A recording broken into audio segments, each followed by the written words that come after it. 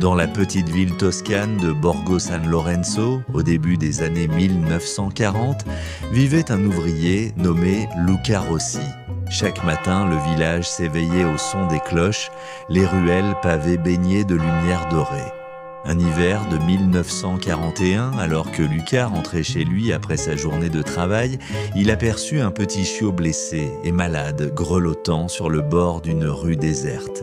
Pris de compassion, il le ramassa et décida de l'emmener chez lui. Avec sa femme, ils soignèrent le chiot avec patience et tendresse, le nourrissant et le réchauffant. Ils l'appelèrent Bruno.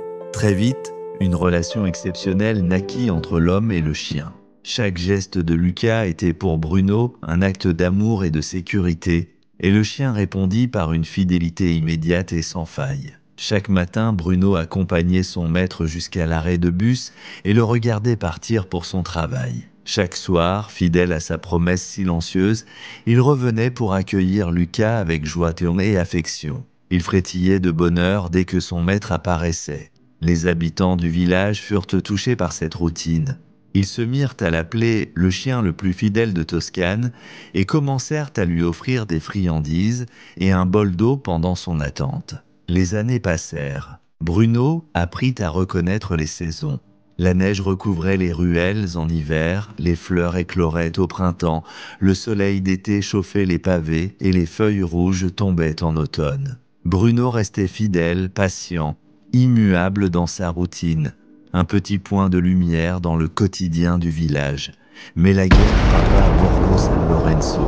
Le 30 décembre 1943, un bombardement dévastateur tua de nombreux ouvriers, dont Luca. Ce soir-là, Bruno se rendit comme d'habitude à l'arrêt de bus.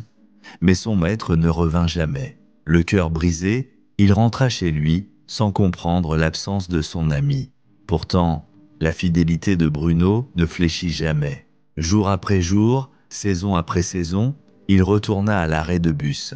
Sous la pluie, dans la neige ou sous le soleil éclatant, Bruno attendit, espérant revoir Luca. Les habitants, touchés par sa loyauté, commencèrent à le nourrir et à veiller sur lui. Pendant 14 années, le chien se présenta à cet endroit plus de 5000 fois, symbole vivant d'un amour inconditionnel et d'une patience sans limite. L'histoire de Bruno se répandit dans toute l'Italie. Des magazines racontèrent ses exploits de fidélité, et le maire de Borgo San Lorenzo lui remit une médaille d'or en présence de nombreux habitants. En 1957, une statue en céramique fut érigée pour immortaliser le chien fidèle. Après avoir été vandalisée, elle fut remplacée par une statue en bronze qui se tient toujours dans la ville, rappelant à tous la loyauté de Bruno. Bruno mourut paisiblement à l'été 1958. Ses restes furent enterrés près de Luca, réunis pour l'éternité. Cette histoire est inspirée d'un fait réel.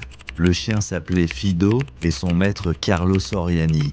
Leur incroyable fidélité a marqué l'Italie et continue d'inspirer des générations.